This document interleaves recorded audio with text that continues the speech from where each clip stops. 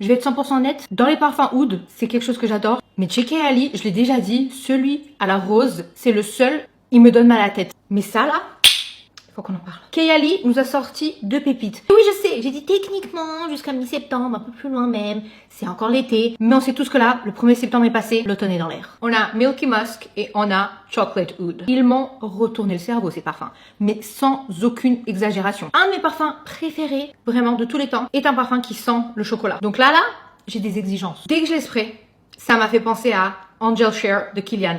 Vous savez à quel point j'aime ce parfum. Je vous en ai parlé 1000 fois. J'ai fait des vidéos dessus. Vraiment, je l'adore. Là, c'est très similaire. Différent. Attention, je ne crois pas dans les dupes et les choses comme ça.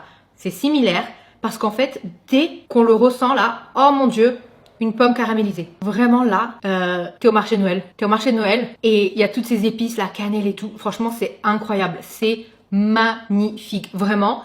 Il y a une délicatesse et une puissance dans ce parfum. Dans le premier spray, à 100%, tu retrouves ce côté, comme je disais, Kilian, Angel Share, rhum épicé, très épicé. Et ensuite, il y a ce côté chocolat. Mais attention, c'est pas ce que tu t'imagines, genre chocolat au lait, délicieux hiver. Non, vraiment, il y a ce côté extrêmement chic et délicat du chocolat noir. C'est-à-dire c'est intense, c'est presque ténébreux, je dirais.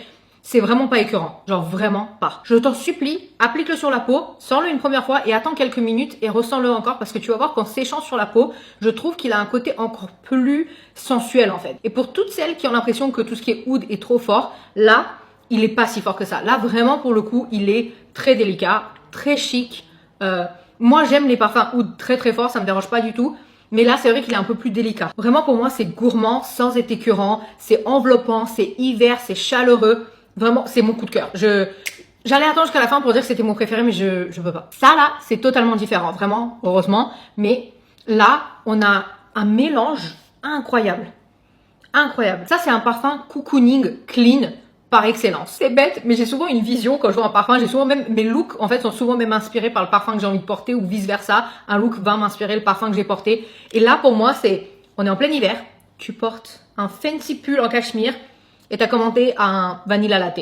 Je peux pas expliquer, mais c'est ce que je vois. Ça commence par un musk et on a ce côté crémeux. Ensuite, t'as vraiment un côté latte. Heureusement, hein, encore une fois, c'est dans le nom, mais des fois, c'est trompeur. Et ensuite, t'as ce côté bois de santal qui ramène un petit quelque chose vraiment exceptionnel. Pour moi, les deux sont une absolue réussite. Là encore, je vais pas te mentir, le côté oud est très subtil, mais il est présent. C'est vraiment une réussite pour moi, les deux parfums, parce que je me vois mal ne pas les aimer. Je vois mal quelqu'un les sentir et ne pas les aimer du tout. En fait, c'est vraiment, je pense, des parfums qui vont accorder presque tout le monde. Celui-là a un peu plus ce côté mystérieux, un peu plus clean. Celui-là, c'est vraiment, comme je disais, c'est un câlin géant, mais qui reste sensuel et chic, qui reste un petit peu, je sais pas, il y a une puissance dans celui-là. C'est vraiment un énorme coup de cœur. Je sais que les deux, je vais les porter, mais pour des occasions et des looks très différents. Par contre, j'ai un petit souci avec celui-là. Le musk, ils disent qu'il y a un côté genre fraise, crème, et ça, je le sens pas forcément. Même après avoir séché, c'est pas un truc qui sent vraiment ça, sincèrement.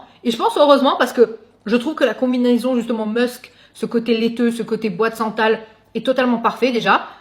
Mais il y a une douceur sucrée, il y a un petit côté plus sucré que juste du musk, mais ce côté fraise, moi personnellement, je le ressens pas. Si t'es parti le sentir déjà ou si tu l'as déjà, dis-moi si toi tu le ressens. Moi pour le coup, après on sent tous les choses différemment, je sens pas ce côté fraise. Vraiment le côté gourmand, réconfortant et en même temps délicat et chic.